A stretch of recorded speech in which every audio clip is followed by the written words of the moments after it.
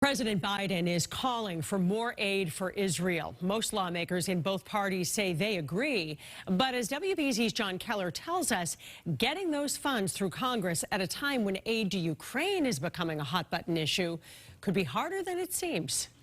When Palestine is occupied! When Palestine is occupied! Resistance is justified! At pro-Palestinian rallies like this one in Cambridge, there's a common demand: end U.S. military and financial aid to Israel.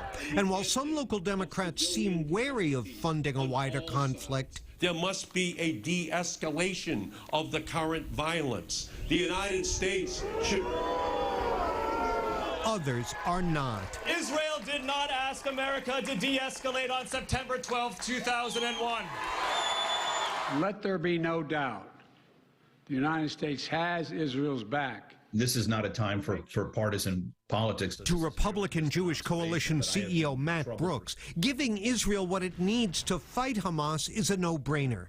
But amid signs the White House wants to bundle increased aid for Israel with fresh funding for Ukraine's war effort, backlash is emerging on the right. Missouri Senator Josh Hawley tweeted, "Israel is facing existential threat. Any funding for Ukraine should be redirected to Israel immediately." I support both, but I think it would be a mistake to bundle the two, but it sounds to me like the administration wants to put the two together. I think that'd be a mistake. I'm not sure that there is a difference in terms of U.S. interests. We have, as the United States, we have a clear and compelling interest to strengthen and make sure that the relationship between the United States and Israel stays very strong in a dangerous part of the world.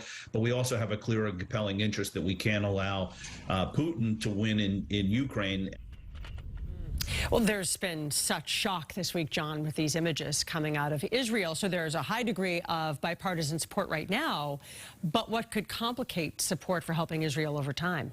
The passage of time, Paula. Yeah. I mean, right now, there's no imminent need for a vote on aid. There's $5 billion reportedly in the pipeline right now that Israel can draw on. So as time goes on, let's say, heaven forbid, this war drags on, a lot of unsettling images of civilian casualties. Look at what happened with Ukraine.